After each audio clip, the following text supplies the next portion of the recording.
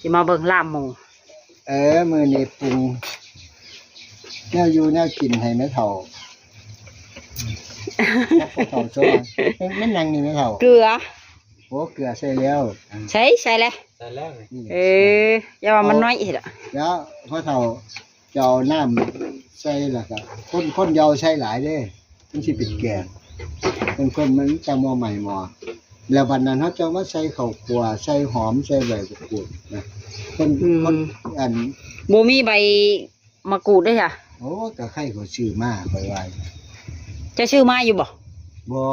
คอยว่าแม่นพวกเจ้าปลูกไว้อยู่นี่แม่พระเราน้ำเนี่ยย่างไก่เทพเทียมมาให้เมื่อไร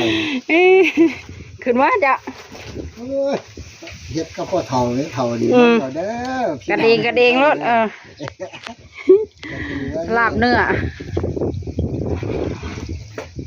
คันชีอยากมาได้เมียบ้านโคกใหญ่เซโน่แล้วต้องเฮ็ดให้เป็น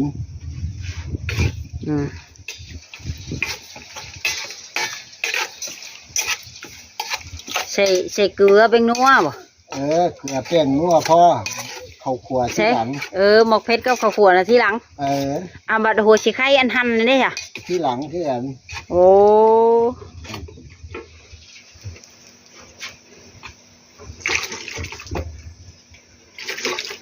นี่ข้าง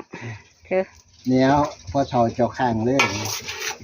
หรือขันตาสุกแล้วเจ้าข้างเขาเจ็บก็ได้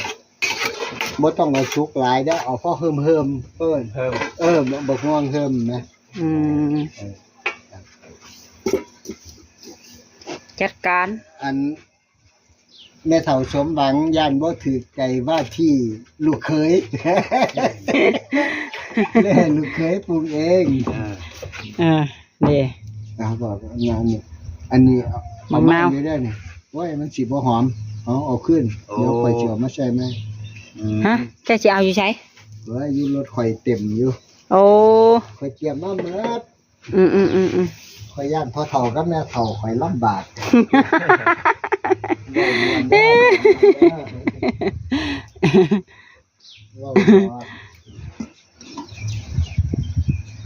คนรวยๆต้มปลานิ่น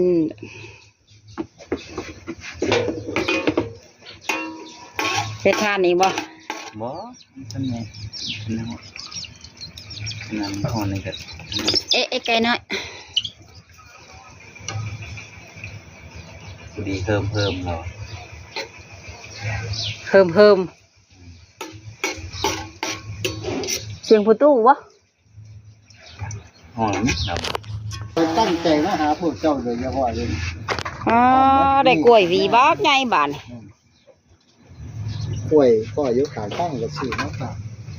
ใช้ห้องน้ำไม่ใช่ป่ะเข้าไปแล้วก็เรียกใช่เนี่ยขออนุญาตเด้อเข้ารถหมังนาวยัง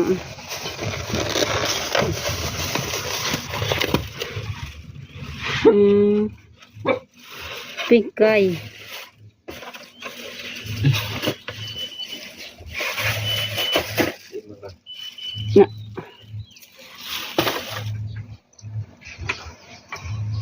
เด็ดซองเนาะบ้านเด็ดซองกระท่อมแล้วชื่อเด้อซองอันนึงได้นั่นเหลือแล้วกินขาไก่บ่ข้าวของน้ำบัดนี้ถามต่อไปถาม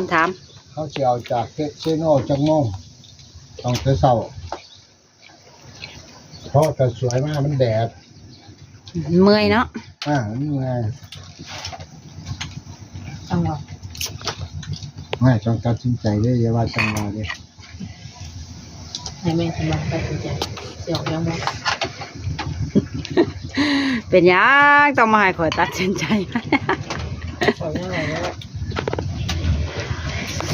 เด้อ FC ทุกคนเด้อกินข้าวน้ำกันเนาะ เป็นจังไดแจว เดี๋ยวเขาก็ชิมเขาก็จัง หากระซิมเนาะ หน้าโอ้ยคุณเป็นอะไร พวกเราแล้วลูกเคยกินน้ำกันเนาะ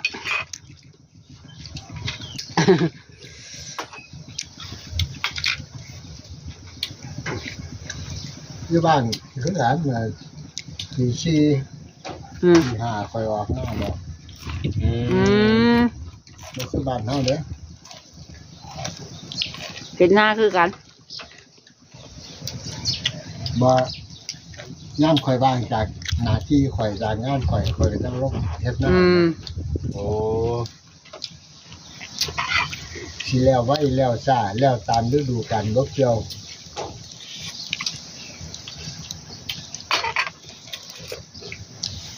น้ำสะดวกเนาะมีน้ำใส่เสร็จ มันเป็นน้ำคลองน้ำเขื่อน มีน้ำสะดวกสบายเห็นนาโอ้คือทางลาวพี่ ถ้าแต่น้ำพลติ มีคือนา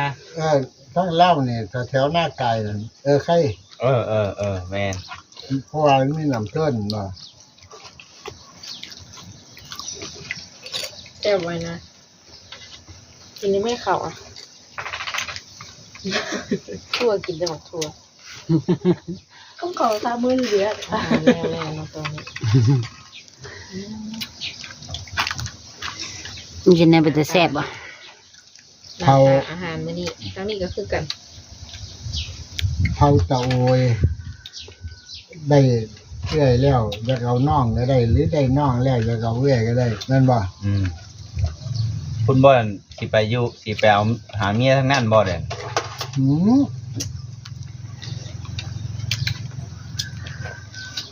เบิ่งใน YouTube ก็ได้ยินบุญเสียงเว้าอยู่นะจังว่าโอ้ย ยังโอยนะอ่ะ คันนั้นเจ้าสิอยู่ได้บ่ อืมอะไรท้องแม่ มันจะวุ่นเวียง ไอ้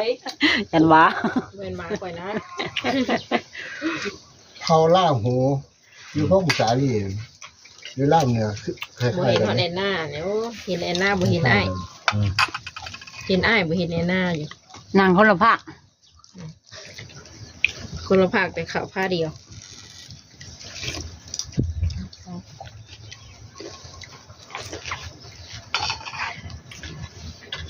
คันหมอหูเบิ่งบ่ได้บ่จัก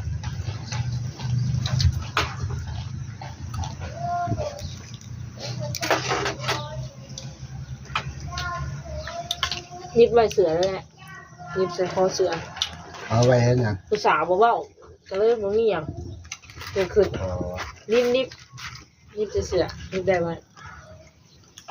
เอาไปเล็กเป็นพระเอกเรื่องนี้ นางเอกบ่เว้าเลยบีบแล้วว่าบีบขึ้นบีบแบบนี้แบบนี้ เปิดบ่ บีบอันนี้ ปีบี โดยนิบมันถึกเสืออ่ะ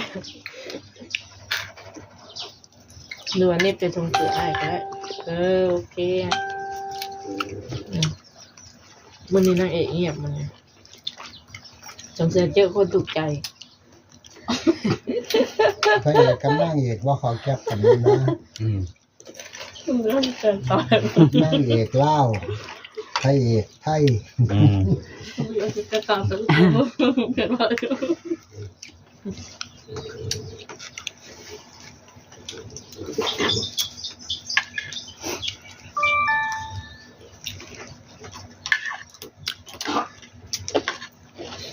มันจะคนเท่าโน่น้ำได้ว่า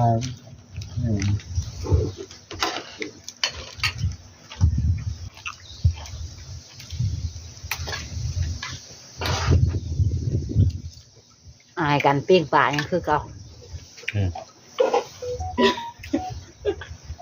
เสร็จ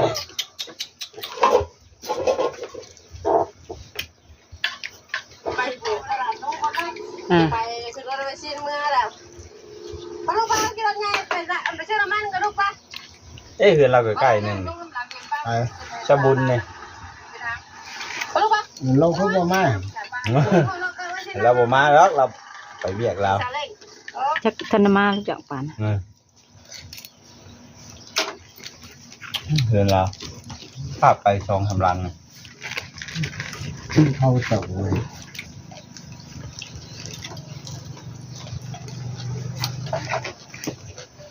คุณยืนนำหลังวันนี้ยืนนำหลังเลยนั่งบ่เพราะว่าอื่น ให้นายุ่มไปยุ่มมาอยู่ บ่ย่านนะย่านแก่ผู้สาวเล่าสิคือผู้สาวไทยเชื่อมาเดบุญเตียงนั่นนี่แล้วน้องนี่แหละ ย้อนยัง นั่นโทรศัพท์ โดย เล็กน้อยม.2 ม.3 อืม เป็นไปทั่วได้พระเฒ่าสมบัติ อืม เพราะอยู่เมืองไทยมีโทรศัพท์ใช้กว่าเล่าบ่ล่ะ แม่นนะ เล่าที่หลังเดี๋ยวเล่ากำลังเหือกำลังเหลือง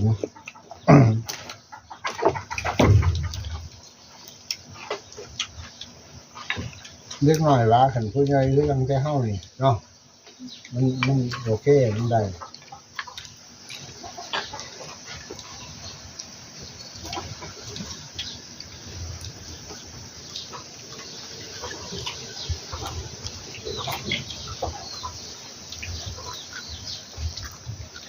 แล้วก็ร่างหายอยู่ ป้า หาหูภาษาว่า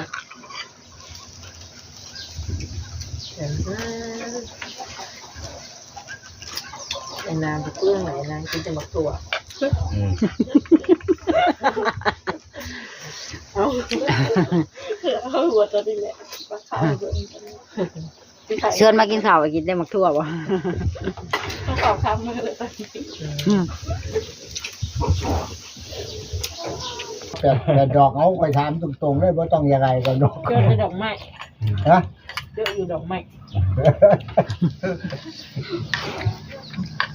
เมื่อว่าเจ้าถามเหมือนแม่เฒ่าชมบ้านเปิดรุ่น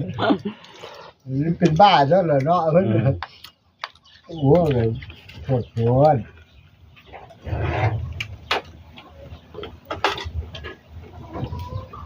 มันคือมีแต่ปลาเขาก้อนนะเนาะ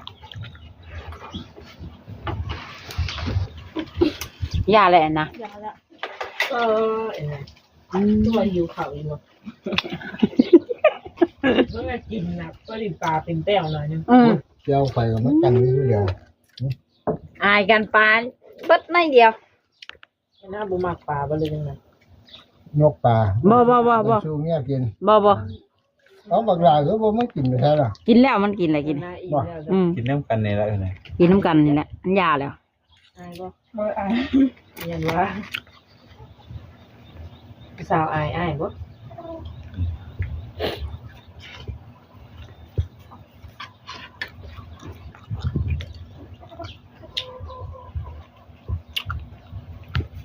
ลินเจียวอันกินกระเจียวนะมันเนี่ยโค้งเนาะ เจ้าชิพุด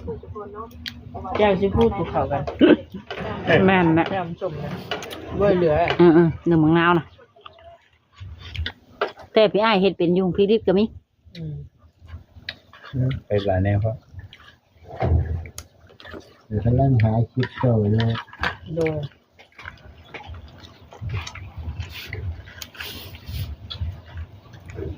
กินข้าวกันแล้ว งานเหนื่อย บ่กินไปเรื่อยเล่นไปเรื่อยคุยกันไปเรื่อยนี่ โดย มันจังมวนนี่เลยสาวอย่างหน้านะเห็นด้วย อืม เอาบ่มีคนติดต่อมาเลยสิ นี่บ่มี บ่มีอะไร บ่มีเลย ใช่เอาไฟขอบ้านมันเลยมันขึ้นเงียบแล้ว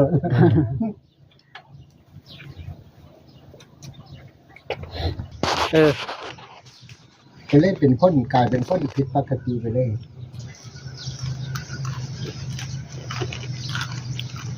หาเงินได้หลายให้ไผเก็บเนี่ย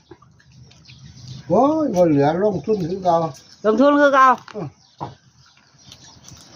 ราคาเขาถือๆเมื่อกี้นี่ก็ขาดทุนนะ ม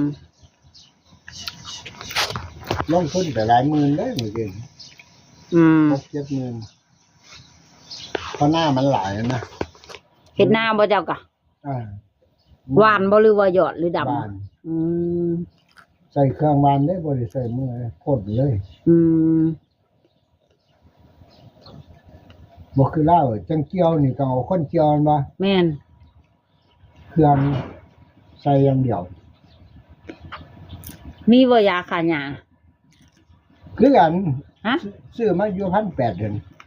แพงเนาะชัมพูยหูกลัวพูยอีกเนาะ แม่นปุ๋ยต่างหาก อืม ว่าคนสิเศร้าเฮ็ดหน้าแล้วว่าลึกกูเชียว เอาแอนนาก็ปินงอนแทบ้านน่ะเพิ่นเอารถมาใช้เอาเลยได้แอนนาเอ้ยคันตกลงนี่ขอเลยแล้วมื้ออื่นนี่เนาะ เอออัน ยินบ่แอนนา สาวบุญเปียงเจ้ามีเสือกว่าเอามาผูกแขนผูกขาสาวแอนหน้าโย้อนขึ้นท้ายรถไปไว้ นี่อะไรเสือ เว้ามวนเด้อหน้าเว้าหยอกเด้ออย่าเสียดอย่าขมเด้อ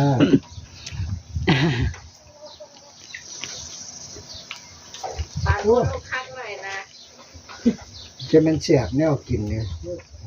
หิว กิน มา แล้ ก ว ครับ แก้มแล้วแก้มไปนำ หิวมากครับกินบ่ได้หลายเนาะ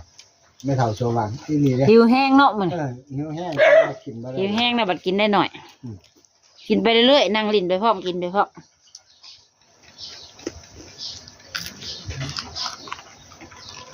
นี่จะคือว่าได้บ้างคิด อันบ้านถ้าข่อยว่าลาบหมูนะบ่ได้ใส่หัวสิไข่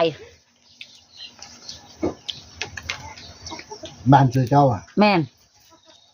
จะใส่เลยแซ่บบ่ ก็แซ่บเวลาหย่ำเนาะมันหอมข้าเลือดแบ่งเป็ดได้ใส่หัวสิไข่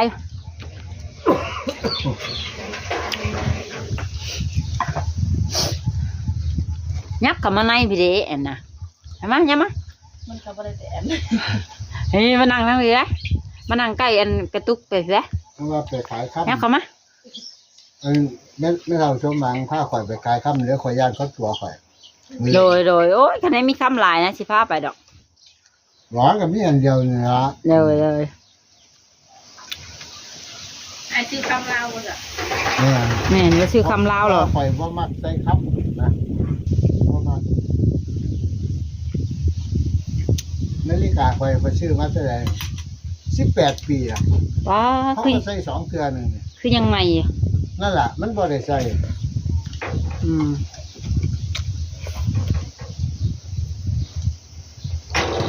คือว่าไปเห็นเขาน่ะอันเด็กได้ของเขาก็ซื้อมาแล้วก็ใส่นะ อืม เห็นมามันงามเลย ชาวเพียงกดบ่นั่งชมกันก็แอนนาบ้านนี่ ไปถ่ายที่ใส่ก็ได้ สาวบุญเปลี่ยนต้อง อยากว่าอย่างว่าว่ากับ เจ้าอย่าโฆษณาข่อยคักเด้อ อืม จังน้อยข่อยสั่งคนมาอุ้มเจ้าข้ามของเลย ขี่รถมาได้บ่ ฮะ อุ้มยังก็เมื่อยติบ่